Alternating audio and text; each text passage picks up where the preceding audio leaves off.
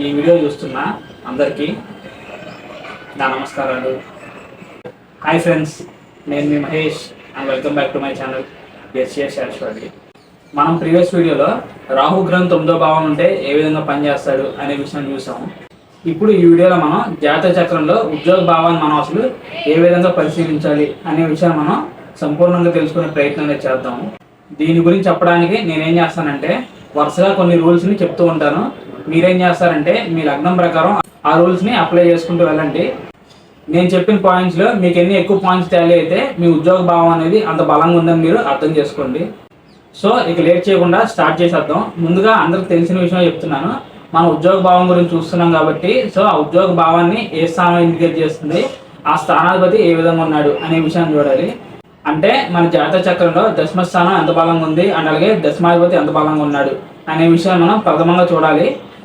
దశమాధిపతి కనుక ఫర్ ఎగ్జాంపుల్గా ఎవరికైనా స్వక్షేత్రం లేకపోతే ఉచ్చరాశిలో కనుక ఉన్నట్లయితే ఇంక వాళ్ళకి అసలు ఉద్యోగంలో తిరుగు ఉండదు. అలా కాకపోయినా కనీసం మిత్రక్షేత్రాలు ఉన్నా దాన్ని మనం పాజిటివ్ విషయంగా చెప్పొచ్చు. ఇక దశమ స్థానానికి బలం ఎంత ఉందో లేదో మనం చూడాలంటే ఆ దశమ భావంలో మీ లగ్నానికి సంబంధించిన ఎటువంటి పాపగ్రహాలు ప్లేస్ అవ్వకుండా ఉంటే చాలా మంచిది. ఇదే విధంగా మీ లగ్నానికి యువకారకమైన గ్రహాల యొక్క ప్లేస్మెంట్ అనేది ఆ దశమ భావంలో కనుక ఉన్నట్లయితే అప్పుడు ఆ భావానికి శుభత్వం అనేది రావడం వల్ల ఆ దశమ భావానికి బలం పెరిగే అవకాశం అనేది ఉంటుంది అన్నమాట. తర్వాత ఎవరికైనా దశమాధిపతి నీచ స్థితిలో ఉన్నా లేకపోతే అస్తంగతం పొందినా లేకపోతే ఏదైనా గ్రహంతో తక్కువ డిగ్రీలో బాగా బలంగా కలిసిన ఉద్యోగంలో స్టెబిలిటీ అనేది ఉండదు. అంటే తరచుగా ఎక్కువగా ఉద్యోగాలు మారాల్సి రావడం, ఎంత కష్టపడినప్పటికీ ఉద్యోగంలో సక్సెస్ అనేది రాకపోవడం, ఇటువంటి ఫలితాలు అనేవి వచ్చే అవకాశాలు అనేవి ఉంటాయి. దశమాధిపతితో ఏమాత్రం సంబంధం లేకుండా ఫర్ ఎగ్జాంపుల్ ఎవరికైనా దశమ స్థానంలో ఏదైనా గ్రహం కనుక బాగా బలంగా కనుక ఉన్నట్లయితే దాన్ని కూడా మనం చాలా ఉద్యోగానికి పాజిటివ్ విషయంగా చెప్పొచ్చు. అంటే ఫర్ ఎగ్జాంపుల్గా మీది గురుపాద లగ్నం కనుక అయినట్లయితే రవి కుజ గ్రహాలకి దశమ భావంలో దిగ్బలాన్ని పొంది చాలా బలవంతులుగా ఉంటారు కాబట్టి సో ఈ ప్లేస్మెంట్ అనేది గురుపాద లగ్నాలు చాలా ఎక్సలెంట్గా పనిచేస్తుందని మనం చెప్పొచ్చు. ఇంకా ఇదే విధంగా ఫర్ ఎగ్జాంపుల్గా ఏదైనా గ్రహం అనేది ఆ దశమ స్థానంలో బాగా ఉచ్చరాశిలో ఉన్న దీన్ని కూడా మనం చాలా పాజిటివ్ విషయంగా మనం చెప్పొచ్చు అన్నమాట. ఇంకా ఈ ఉద్యోగ భావానికి బలం అనేది రావాలంటే ఈ దశమ స్థానాన్ని మా లగ్నానికి శుభగ్రహాలు అండ్ అలాగే యోగకారకమైన గ్రహాలు ఈ దశమ స్థానాన్ని చూసినా లేకపోతే ఈ దశమ స్థానంలో ఉన్నా ఇది కూడా చాలా మంచి విషయంగా చెప్పొచ్చు. యోగకారకమైన గ్రహాలు అంటే ఏ లగ్నం వరకైనా లగ్నాధిపతి, పంచమాధిపతి, భాగ్యాధిపతి వీళ్ళ యొక్క దృష్టి కానీ లేకపోతే వీళ్ళు ఆ దశమ భావంలో ఉండడం కానీ చాలా మంచి విషయంగా చెప్పొచ్చు. ఇదే విధంగా మీకు ఆపోజిట్ గా మీ లగ్నానికి పాపగ్రహాలు అందులోనూ ప్రధానంగా 3, 8, 12 స్థానాధిపతులు ఈ దశమ భావంలో ఉన్నా లేకపోతే ఈ దశమ స్థానాన్ని చూసినా దీన్ని మనం ఉద్యోగానికి నెగిటివ్గా తీసుకోవచ్చు. ఇదే సిద్ధాంతాన్ని ఇప్పుడు దశమాధిపతి కూడా అప్లై చేయండి. అంటే మీ దశమాధిపతి మీద మీ లగ్నానికి యోగకారకమైన గ్రహాల యొక్క దృష్టి కానీ లేకపోతే మీ లగ్నానికి యోగకారకమైన గ్రహాలు మీ దశమాధిపతితో కలిసినా దీన్ని మనం పాజిటివ్గా చెప్పొచ్చు. అండ్ అలాగే దీనికి ఆపోజిట్గా మీ లగ్నానికి పాపగ్రహాల యొక్క ప్రభావం అందులోనూ 8, 12, 3 స్థానాధిపతుల యొక్క కలయిక లేకపోతే వాళ్ళ యొక్క దృష్టి అనేది ఈ దశమాధిపతి మీద ఉండడం అనేది చాలా నెగిటివ్ విషయంగా మనం చెప్పొచ్చు అన్నమాట.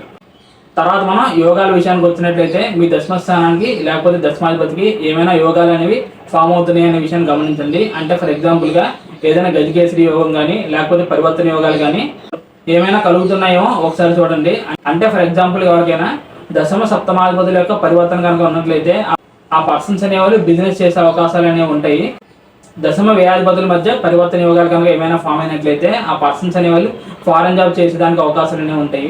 ఇక ప్రత్యేకంగా ఈ 10వ స్థానానికి D10 అనే డివిజన్ చార్ట్ అనేది కేటాయించబడింది కాబట్టి సో ఖచ్చితంగా మనం D10 చార్ట్ని కూడా చెక్ చేయాలి.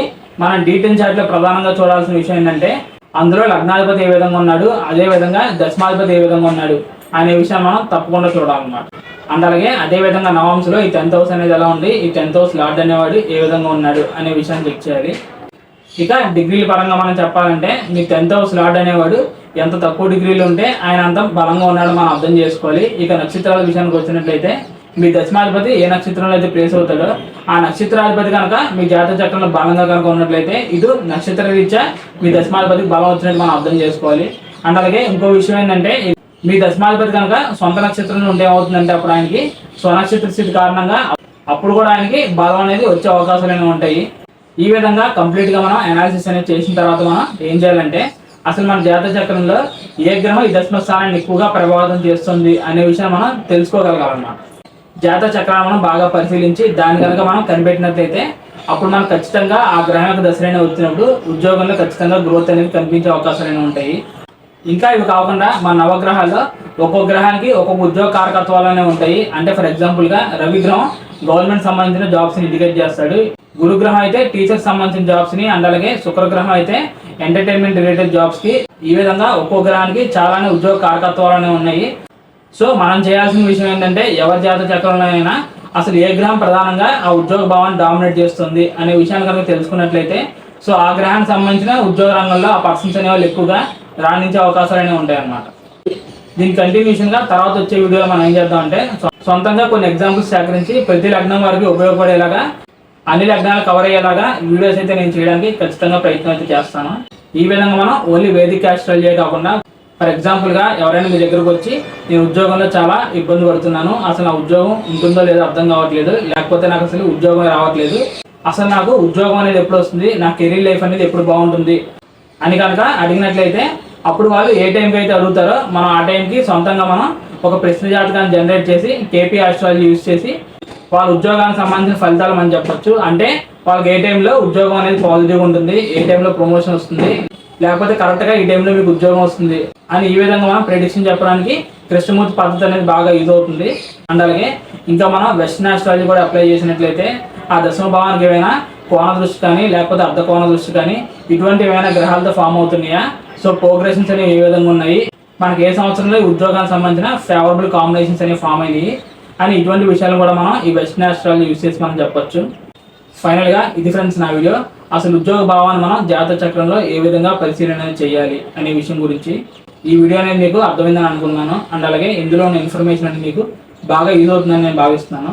So thank you friends, thank you for watching my video and thank you so much for your time. నా సైడ్ నుంచి చిన్న రిక్వెస్ట్ ఏంటంటే మీరు ఎవరైనా కొత్తగా నా ఛానల్ చూస్తున్నా లేకపోతే ఈ వీడియో చూస్తున్నా ఇందులో ఉన్న ఇన్ఫర్మేషన్ కనుక మీకు నచ్చినట్లయితే తప్పకుండా ఈ వీడియోని అయితే లైక్ చేసి నా ఛానల్ సబ్స్క్రైబ్ చేసుకోండి. ఇక చివరిగా ఎవరికైనా పర్సనల్గా కన్సల్టేషన్ తీసుకోవాలి అనే ఉద్దేశం కనుక ఉన్నట్లయితే స్క్రీన్ మీద కనిపిస్తున్న నెంబర్కి వాట్సాప్ కాల్ చేయండి. నేను వచ్చే అప్కమింగ్ వీడియోస్లో ఇందాక చెప్పిన విధంగానే ఇంకా క్లియర్గా సొంతంగా ఎగ్జాంపుల్స్ తీసుకుని మీ ముందుకు వచ్చే ప్రయత్నం అనేది ఖచ్చితంగా చేస్తాను. అప్పటి వరకు bye friends, see you very soon.